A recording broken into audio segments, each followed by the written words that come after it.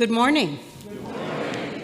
I may have seen some of you yesterday, but for those I didn't, I'm glad you're here. My name is Susan Tachau, and I'm a member of your Board of Trustees here at MLUC. MLUC is a Unitarian Universalist community where all are embraced in love and held in the spirit of compassion and justice. This is a place where every person is valued for who they are, where differences are celebrated, and where we work together to build a more inclusive and caring community. A warm welcome for all of you who are joining us here today in this room, and for those of us who are online, and a special welcome to those of you who are visiting. We're so glad that you're here. I hope that everyone who can will join us across the hall in the fireside room after the service for coffee, tea, and snacks. It's our chance to get to know each other if you're able to stay. Our worship team today will be led by our senior minister, Reverend John Morehouse, who is also leading our time for all ages. Our worship associate is Tracy Simpson, who, by the way, was elected to the Board of Trustees last week. Welcome.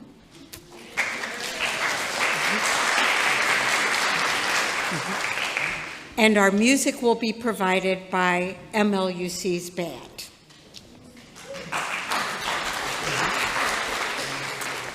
There's a lot happening here at the church, so please remember to look at the back of your order of service, and you can go online and check out our new accessible website, mluc.org.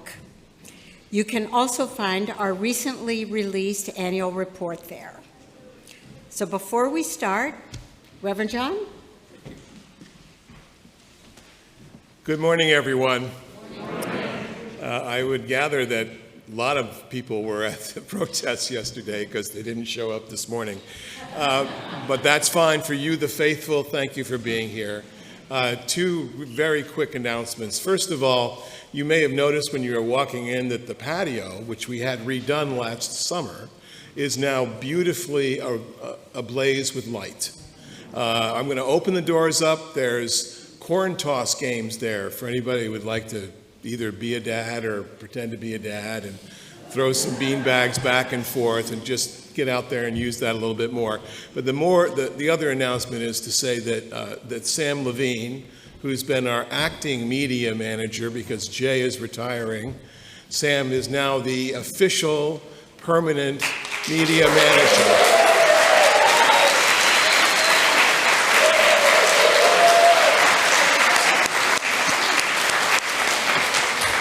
Congratulations. Thank you.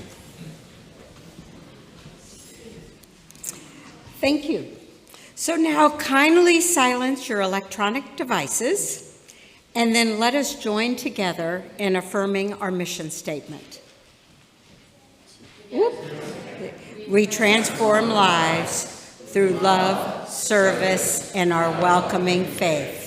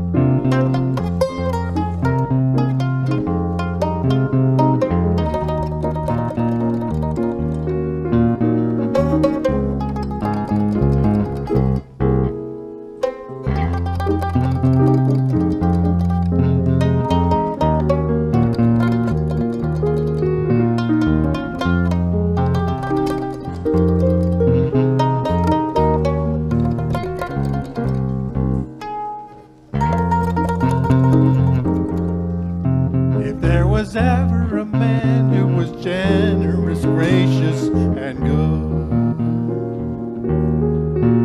that was my dad, the man. A human being so true, he could live like a king 'cause he knew the real pleasures in life to be devoted to, and always stand by me, so I'll be unafraid and free.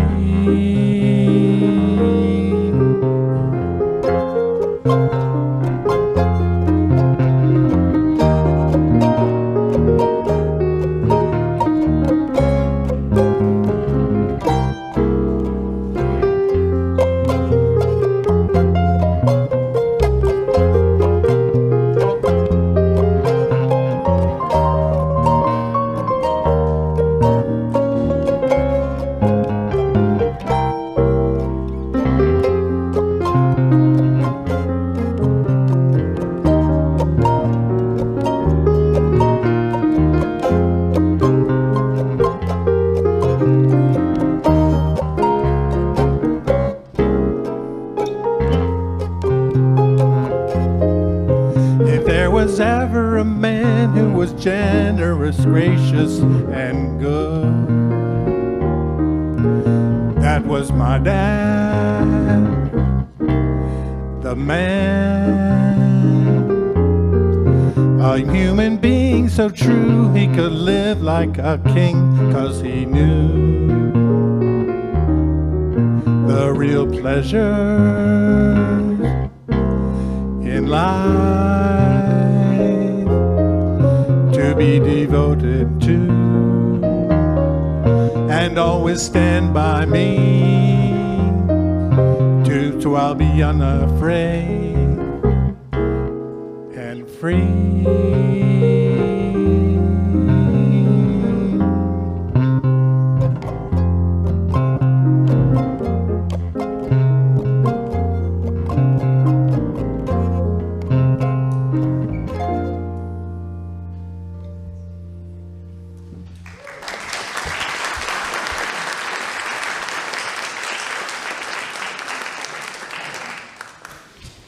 Good morning. We light our chalice today for fathers and fatherhood, for sleepless nights awaiting the curfew breakers, for anxious hours as a driving instructor, for hours spent on the sidelines cheering and watching school plays, and sometimes resting our eyes, for the pressures of breadwinning, and wait till your father gets home, and for teaching moments and mentoring moments, for making up answers when you just don't know. But are you expected to know, like because you know everything? For scrapes and boo-boo kisses and Band-Aids, for hugs and kisses and silliness and play, for bedtime stories and early morning quiet time, for all the aftershave and the ties received as gifts, for handing over the car keys and waving goodbye, for father-daughter wedding dances,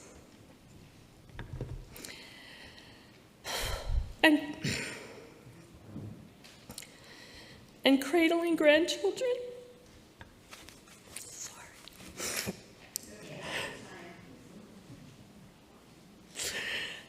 I wanted to be here today. Cradling grandchildren for the first time. For all the moments and all the meaning in the role of a lifetime. We light our chalice for fathers and fatherhood. Now please rise in body or spirit and join us in the hymn number 38, Morning Has Broken.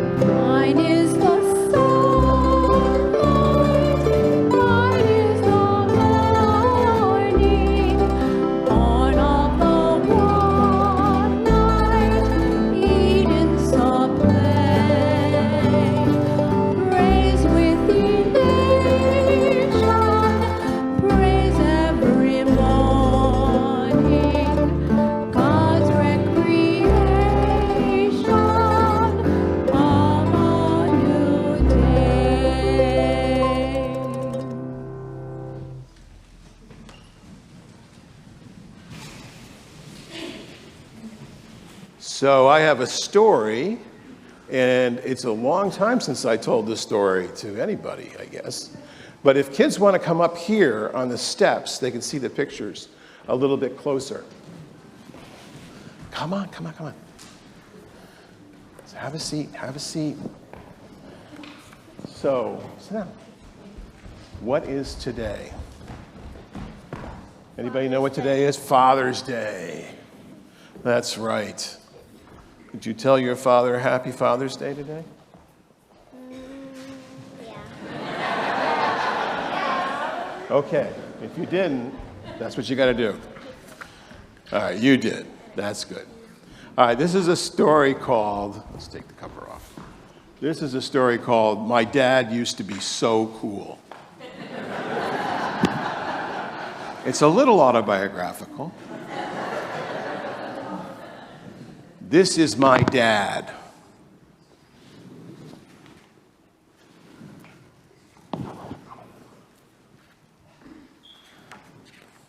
He seems pretty normal to me.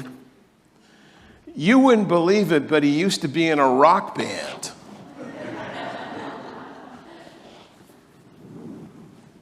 Yeah. A punk rock band. I know it sounds crazy, but I have proof. There's the drum set inside the closet. See it?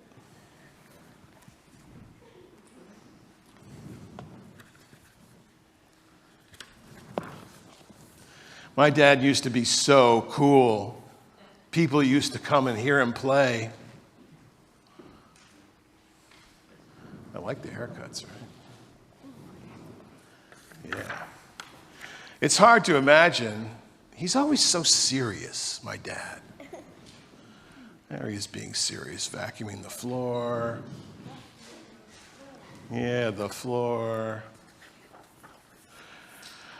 My dad having fun? Yeah, I don't know about that. Yeah. I bet he had a blast. He had a motorcycle.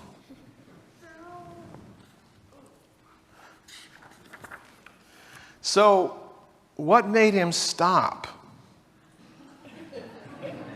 He's selling the motorcycle. Bike. Yeah, and he's got himself a van. Sound familiar? Yeah. Something must have happened to my dad. There he is, the playground.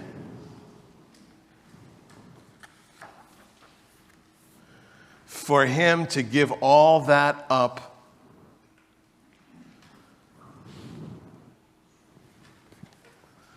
Giving it up. You think you know what it is? I think I do. I'm not sure. Hold on a second. Here's another picture where he's giving it up. Yep. There he is. Yeah, right? There's just a lot of fun happening there. Oh, wait, and more things where he's giving it up. Aren't these great illustrations? Yeah, there's the kid. He's like everywhere. Oh, and there's Dad. And one more time where he's giving it up. Up, up, up.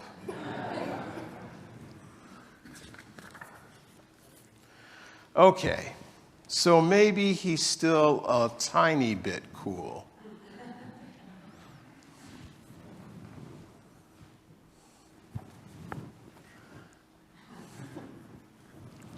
So the question is for you guys. Oh, wait a minute.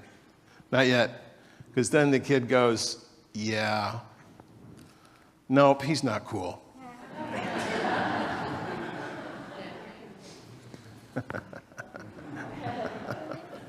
So what do you think he gave up? Why did he give it all up? What do you think? To have fun with the kid. To have fun with the kid. He gave it up for the kid. That's a good thing, right? Yeah. You think your dad gave things up to have you? Yeah. It's back to going. It's back to You don't think so? No, I bet so. I think so. I think so. All right, kids. So we're going to send you guys out. There's all kinds of activities out there. Let's sing them out with our song. Thanks so much for joining me up here. Have a great day. And don't forget to tell your dad happy birthday, happy Father's Day.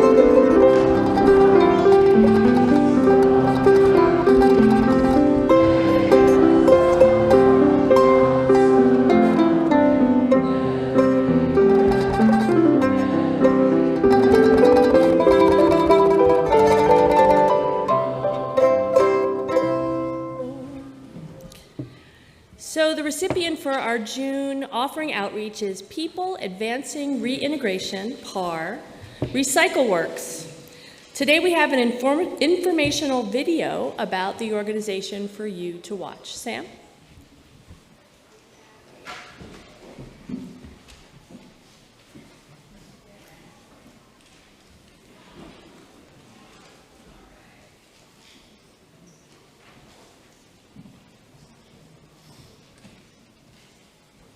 PAR Recycling gives old gadgets and people a reboot. 365 days a year, the nonprofit is plugging into purpose by helping the environment, but also employing people out of jail in need of a second chance. You take the chips out, the batteries, all the memories. PAR Recycles is a nonprofit in Hunting Park, and like their name, they're in the recycling business, specifically electronics. Take the boards, because they recycle the boards and reuse them again. Nothing here ends up in the landfill, nothing. The data is going to be destroyed in the very, very safest way. Their mission is part green, part second chance. Every person working at PAR Recycles was once incarcerated. I was incarcerated for a string of armed robberies. Now Andre Davis is the nonprofit's re-entry navigator and office manager. PAR's biggest impact is on hopelessness, because the job market for our demographic is so thin. It's kind of scary if you did a lot of time and you coming back in society. You know, some people don't want to give you a second chance, but PAR giving us a second chance. The nonprofit provides job training so each employee can move on with a specialized set of skills. Giovanni Rivera is working to get his certification to operate a forklift. He was in jail for 12 years for drug distribution. It's either up to the individual if they really want to change. As April spotlights efforts to protect the earth and second chances for those re-entering society, PAR Recycles pushes for both 365 days a year. It's a service to the community to have returning citizens gainfully employed. It's obviously a service to the environment. The nonprofit's work is so efficient that area municipalities regularly use them for e-waste recycling events. Haverford Township used their services late February.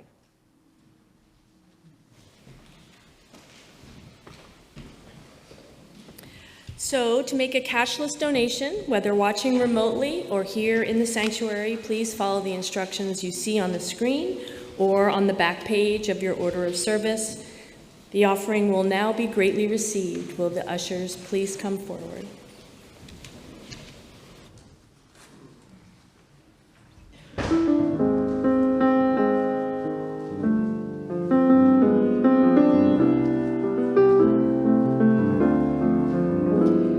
I see trees of green, red roses too. I see them bloom for me and you. And I think to myself, what a wonderful world. I see skies of blue and clouds of white, the bright blessed day and the dark sacred night. And I think to myself, what a wonderful world. The colors of the rainbow, so pretty in the sky, are also on the faces of people going by. I see friends shaking hands, saying, how do you do? They're really saying, I love you. roses cry. I watch them grow. They'll learn much more than I'll ever know. And I think to myself, what a wonderful world. Yes, I think to myself, what a wonderful world.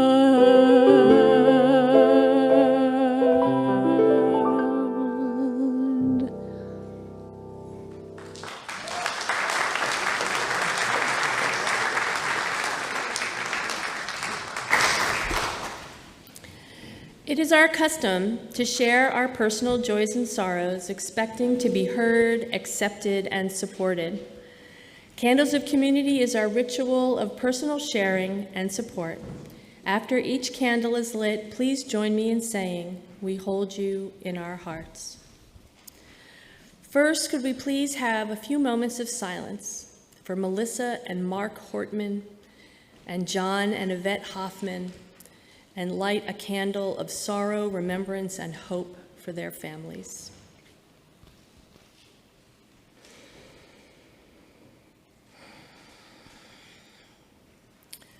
Also today, we light a candle to honor those who stood across the country yesterday against tyranny and for peace, knowing there was real risk of violence and our nation that hangs in the balance.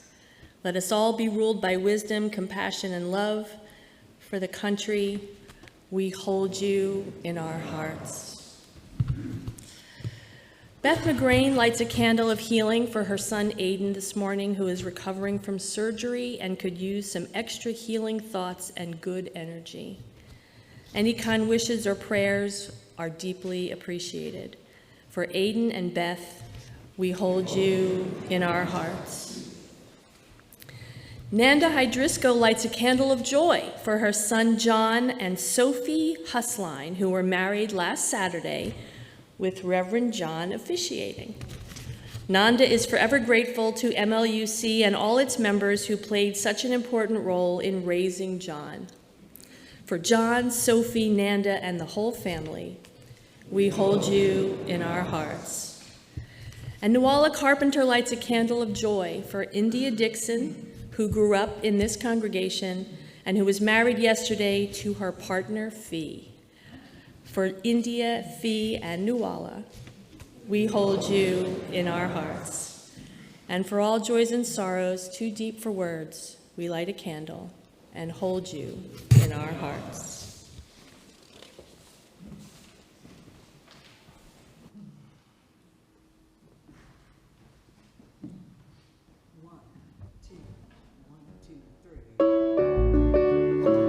We would love you to join us on this one.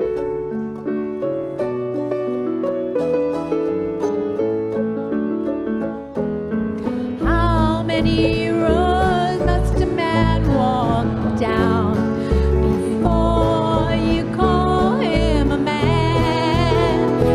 Yes, and how many seas must the white dove sail before she sleeps in the sand? Yes, and how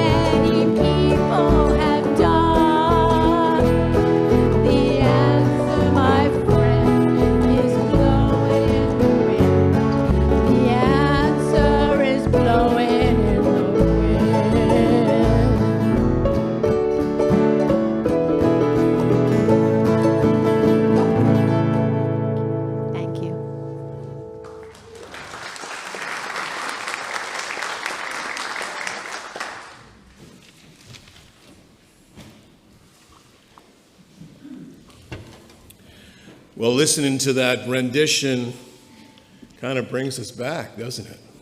For some of us anyway. And for those of us who don't know what I'm talking about, you're reliving it again.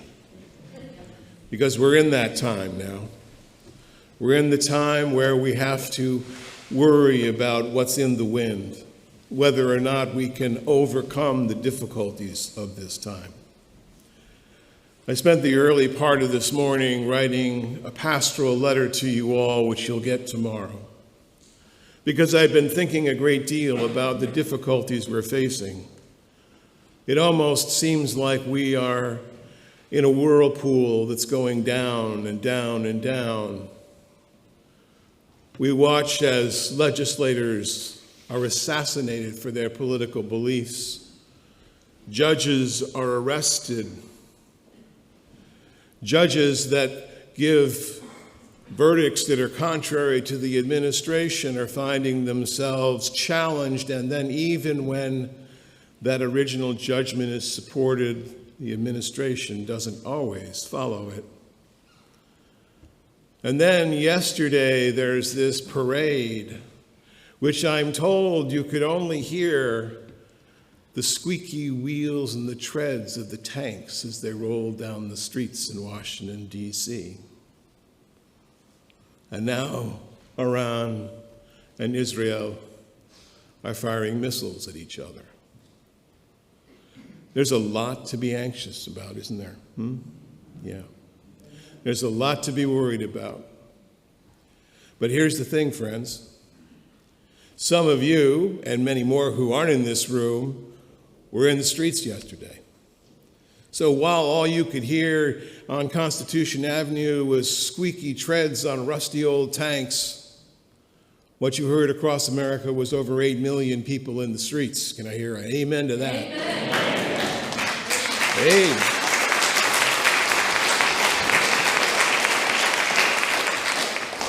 We were out there, and the best part about it was joyful, despite the litany I just read you.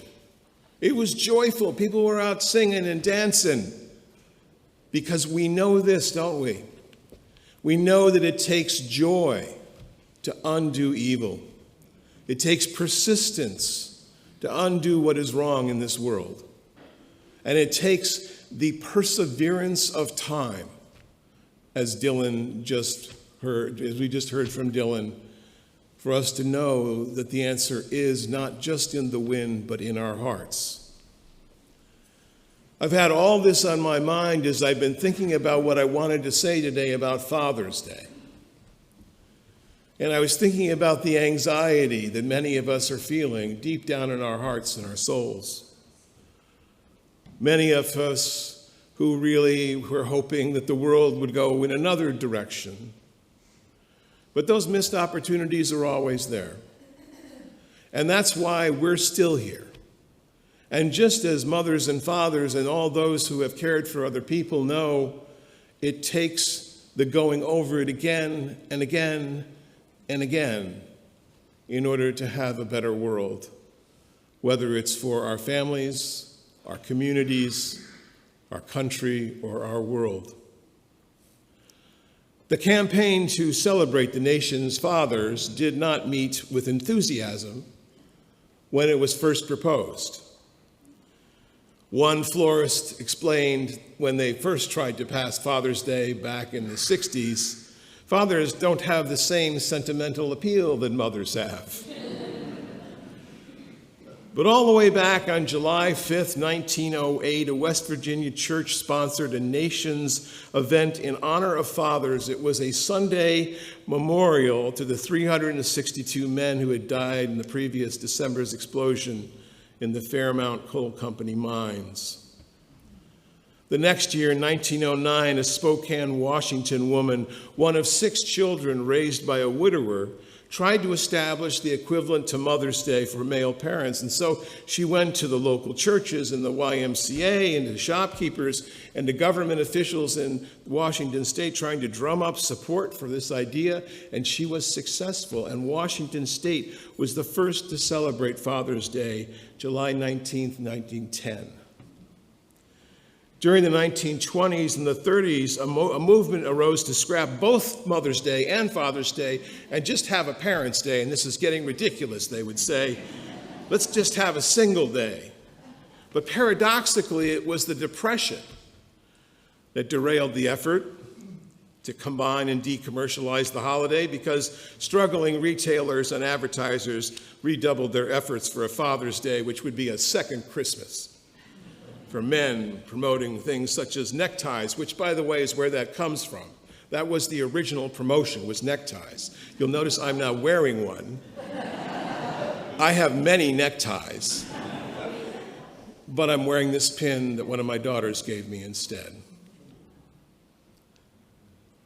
They realized that people would buy things for their fathers, maybe not at the same sentimental rate as they buy them for their mothers, but when World War II began, advertisers began to argue that Father's Day was a way to honor the American troops and support the war effort. But it wasn't until 1972, in the middle of a hard-won or hard-fought presidential re-election campaign, which we would later learn was marred by Watergate, Richard Nixon proclaimed Father's Day a federal holiday. How about that? Who knew? Today, economists estimate that Americans spend $1.3 billion on Father's Day gifts. However, many men, including my own father, have disapproved of the day.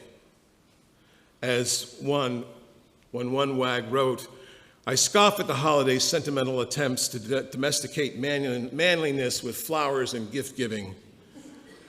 I deride the proliferation of the holiday as a commercial gimmick to sell more products, often paid for by the father himself." Amen.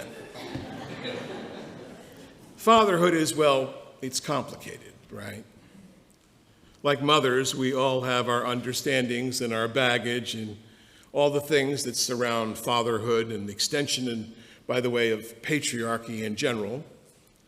I recognize that some of us have been hurt by our fathers. Some of us would like to distance ourselves from our fathers. Some never really knew their fathers.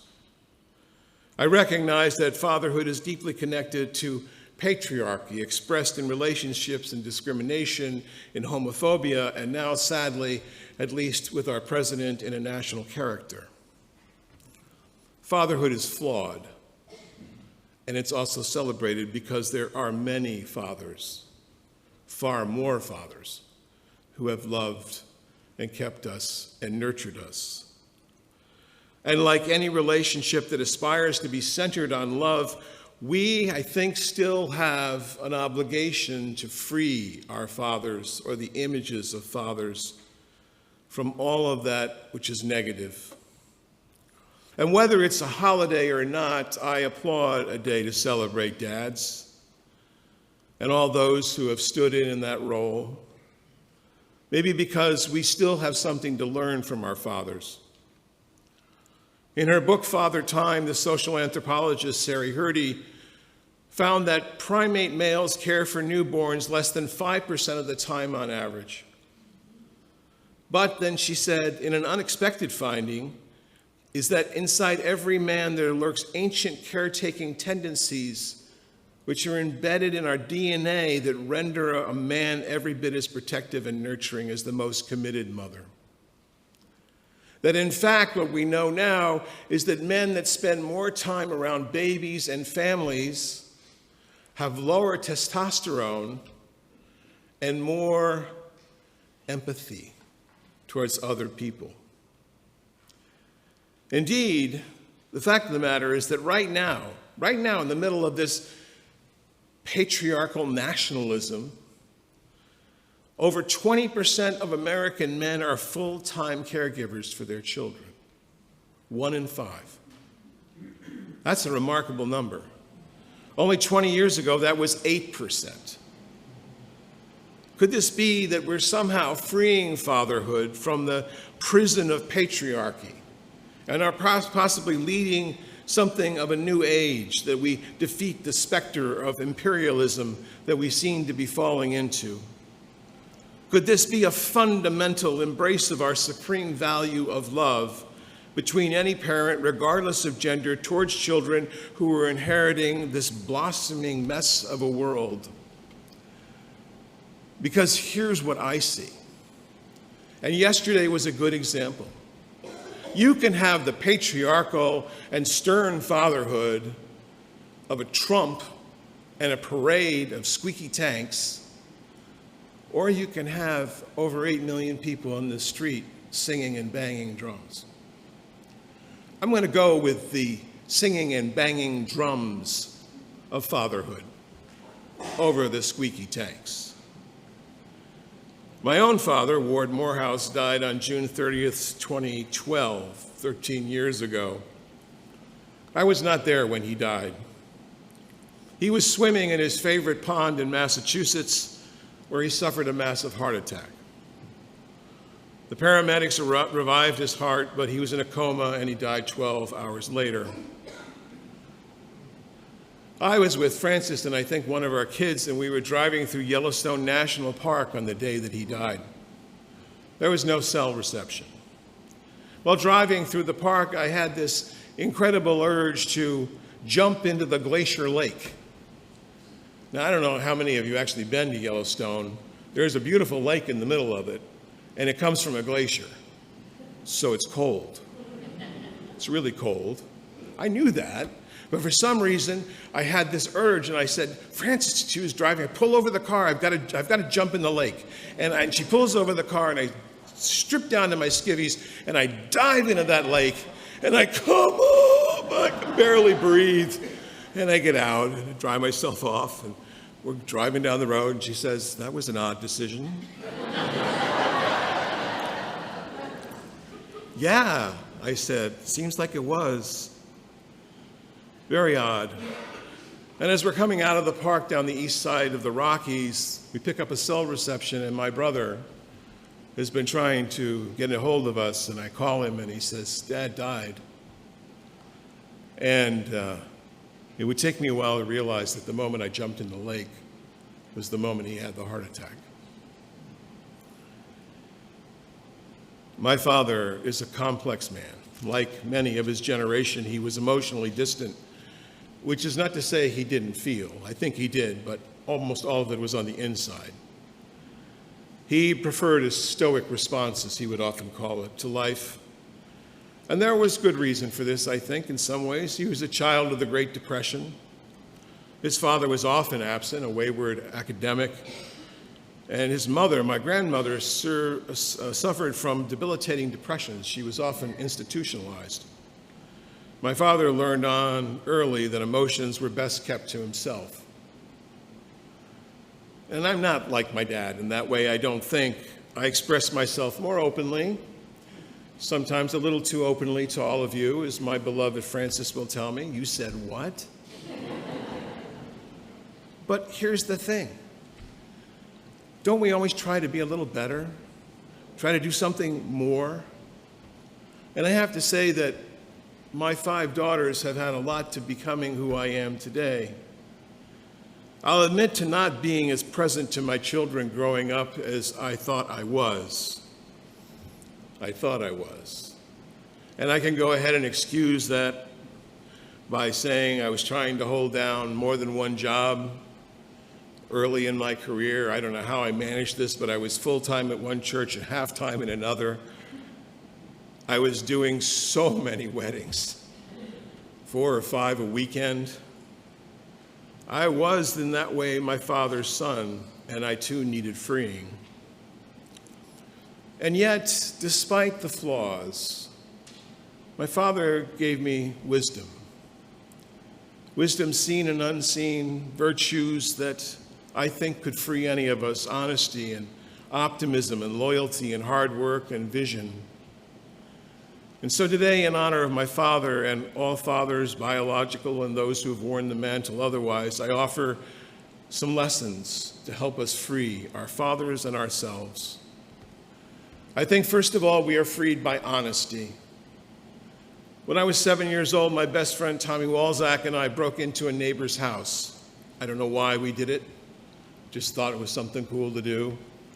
I remember making a peanut butter and jelly sandwich. We thought we covered our tracks, but something about the breadcrumbs on the counter and the jelly on the knife in the sink and the torn screen told the people who lived there otherwise. Our neighbors, Julius and Lillian Kahn, who, by the way, founded Coach Leather long before it became what it is today, they figured out it had to be me. So they went to my dad, and I talked to him in his study, which was this wondrous basement room full of canyons of paper, and he said, "Did you do that?" And I thought about lying for just a second, and I said, he knows that I know that he knows, and I was like, nah. I did tell him that I did that, and he said, well, we're going to make amends for that. And you're going to work off the repair of the screen, and then you're going to apologize to the Kahns. And that was all very scary to me at, 11, 12, I don't know how old I was. And I went next door and I apologized, and the Kahns were trying to be so serious. And they accepted my apology, and Julius said, before he died, Julius Kahn said, yeah, Lily and I had to try not to laugh while you were doing that.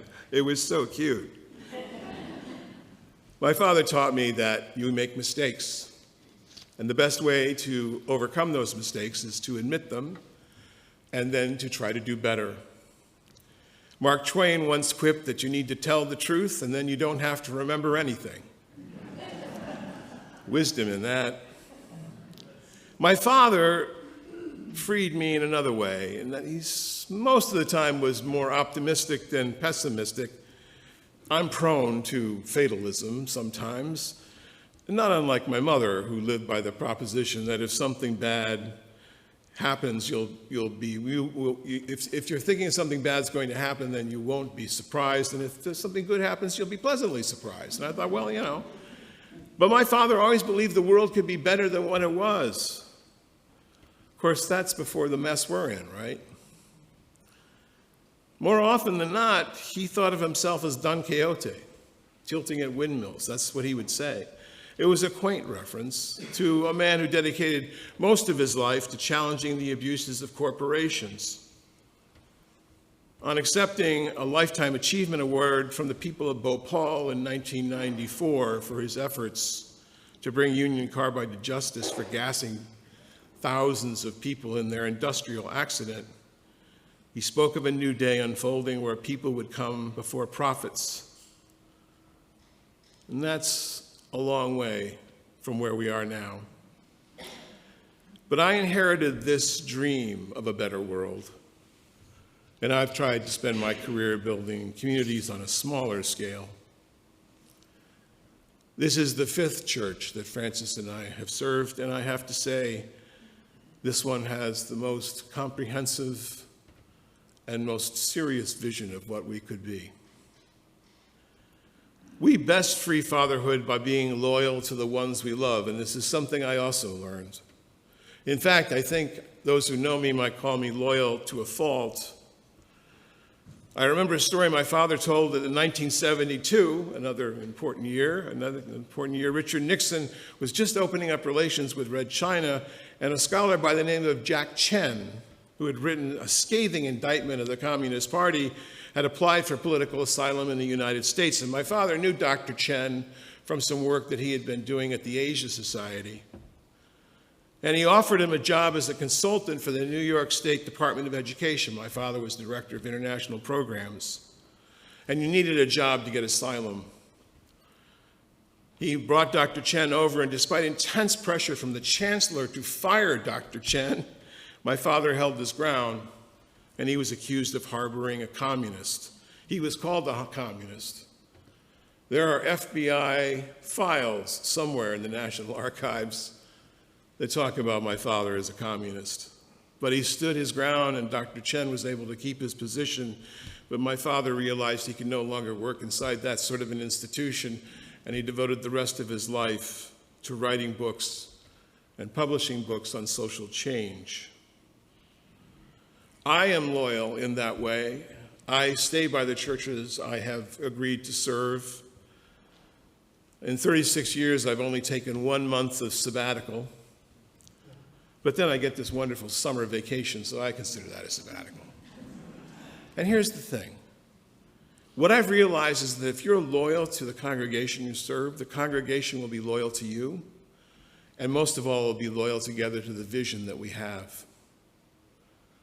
And we'll be bound together in that beautiful idea of covenant, that old understanding of what it means to be part of a people together, the mutual promise that Victoria Safford said it's like a living, breathing aspiration which is made new every day. It's not enforced by consequences. It's reinforced by forgiveness and grace.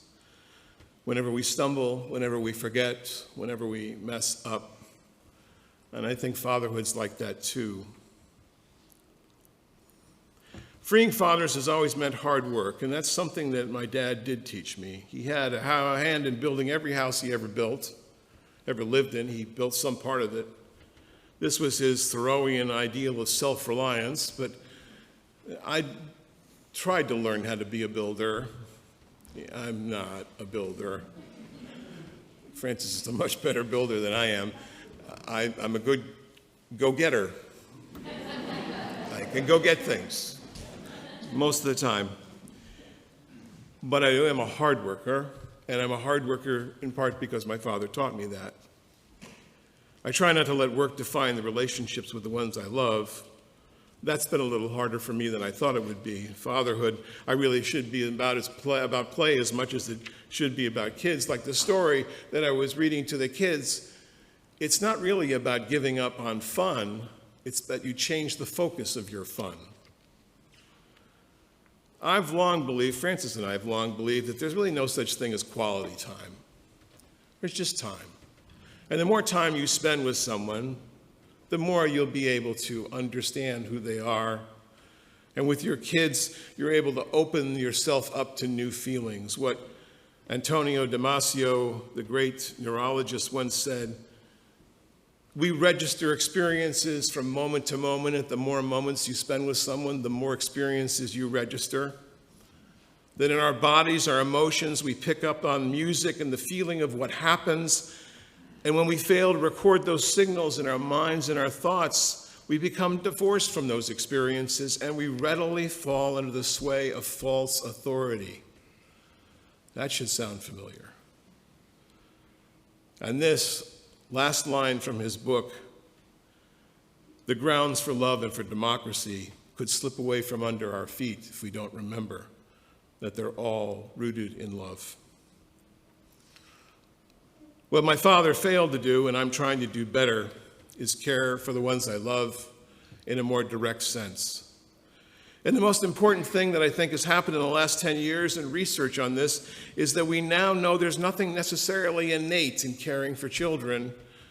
Mothers have an advantage at the very beginning, but the fact of the matter is that the more caretakers there are in a child's life, the better that life will be, that in fact 2 is not enough. Research anthropologically and biologically shows that 3 or more what they call all-parenting parent roles will make a child's life better. It truly takes a village, and that's why coming here with your kids is so important, because you're exposed to all these other parental types who don't care what your grades are, who don't care how you dress, they just care that you're here and that you're loved.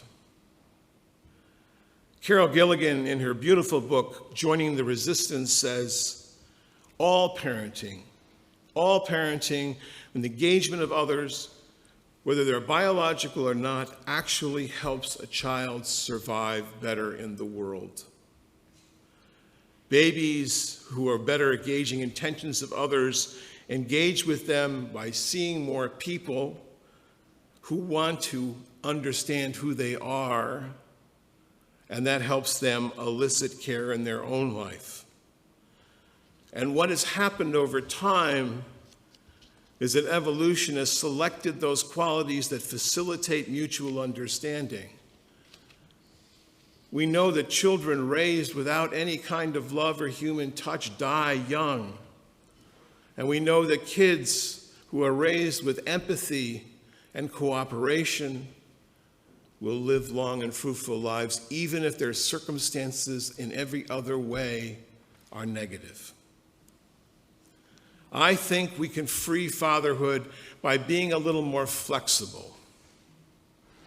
I will say this for my dad, he was always late for every train and plane that he ever took. And his motto was, there's always another plane, which is mostly true. And he had a very hard time adjusting to the post-9/11 world with this theater of the absurd we call the TSA. He didn't like that. He liked to be able to slide in just as they're closing the door. My mother, on the other hand, and I'm much more like her in this regard, wanted us to be at the airport the day before we had to leave. But you know, we learn to balance one another when we are in relationships. I've been known to change my mind quite a bit about the congregations I serve. We're going to go this way. No, wait a minute, we're going to go this way, then this way. And then somewhere along the line, I got accused of, being flip-flopping. And it's like, you know what? We're just navigating. That's all we're doing. We're navigating. That's what leadership is. It navigates. And finally, friends, freedom comes when we hold up a vision and we move towards it. And I want to bring us full circle to where we are right now. We sing with gusto here. We sing with love and compassion in our hearts because we know that the world is in a bad way. And we sing it, as I said last week, not as an escape, but as something that we can hold in our hearts, as a vision of what could still be. And that's the vision that I have for all of you, that we will be the beacon of joy, that people will come through these doors and find sustenance for the days ahead, but that equally so we will be out in the streets when we need to be, because we will have to be out many, many more times. And even if you've come here broken and you need only to come here and be sustained and no other energy exists for you to do anything else in the world, that's fine too. All of that's okay. Because we have a vision that joy is an act of resistance and the world can be a better place and we have a part in it. Can I get an amen on that? Amen. We're in the midst of a powerful transition in our society. And it's not just a slipping back into some feudalism. This could be a slipping back before we catapult our way forward. And I don't think it's going to happen in some nice, neat package. All kumbaya. It's going to be a give and a take and a give and more take, and then there's some more give, and finally I think we will break through. This is the transition. Every 1,000 years in Western culture, there has been a transition of this magnitude, and we're in it right now. You look at the Middle Ages, you look at the turn of the 20th century, you look at the turn of the 21st century, and here we are. And all the things that are working against us, all the misinformation and the screens and the memes and all of that, that of course is real, but that's not the whole story, because at the end of the day, it's what happened yesterday. It's what happened in the streets when people just come together body to body and they're singing. And we're holding up a vision of what could be. The poet John Donne once wrote that no spring nor summer beauty hath such grace as I have seen in one autumn's face. We're feeling the autumn, but I believe there's a spring coming. I am reminded today that people went through so much worse in the Great Depression, so much worse in the world wars, so much worse in other parts of this world, and we here have been given this love, this mandate, this mantle of caring to change the world. My father's memorial service, we sang "Rank by Rank Again We Stand." And if I had had a chance to talk to David before he left for New Zealand, he's in New Zealand on vacation, David Brown is our music director, I would have said, let's sing this song, but I don't know this till I write it on a Thursday, and he has to make these choices 2 weeks ahead of time, so that's fine. It's a processional. It's made for people to come in. It's usually sung at ordinations and installations of minister. People all dressed up in the regalia. My father's verse was towards the end. He loved this verse. He said, "Honored days and names we reckon, days of comrades gone before, lives that speak and deeds that beckon. Though the path be hard and long, still we strive in expectation. What they dream be ours to do, hope their hopes and seal them true." We are on that road, my friends. And this is a day to remind ourselves that we have our fathers and our mothers and all those who've cared at our backs. Let's get marching. Amen.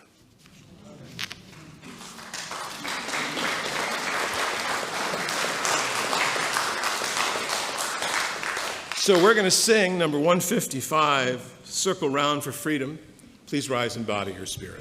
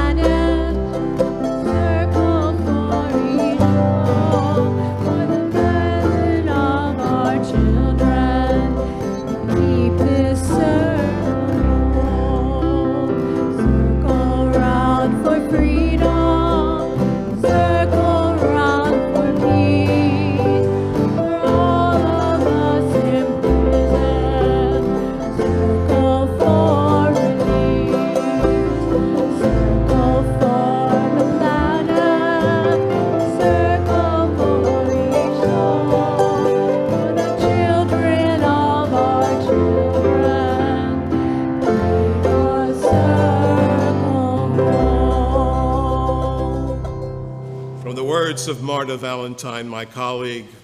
Friends, this is a call to arms, arms that will hold those with broken and elated hearts, arms that will wrap themselves around beaten bodies. This is a call to remember the freedom that we have to come and be around those we love and need. Arms that hold up the sky from crashing down on the heads of those who are struggling. Let us go forth from this place in peace and remember that the service has now just really begun. Amen. Please remain seated for the postlude.